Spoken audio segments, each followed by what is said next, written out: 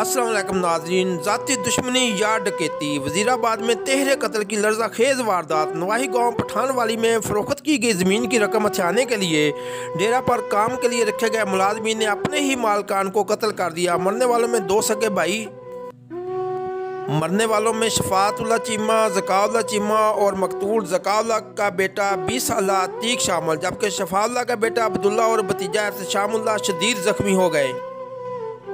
इब्तदाई तहकीकात के मुताबिक मकतूलिन दोनों भाइयों ने अपनी 17 एकड़ ज़मीन 6 करोड़ में फ़रोख्त की थी, जिसका इन्हें आज एडवांस मिला था। दोनों मुलाजमीन को शुबा था कि रकम मकतूलिन के पास है और ये रकम छीनना चाहते थे। इसी वजह से मुलाजमीन ने बारी बारी डेरे पर दोनों भाइयों और बेटे को कुल्हाड़ियों और टोकों के वार करके कत्ल किया।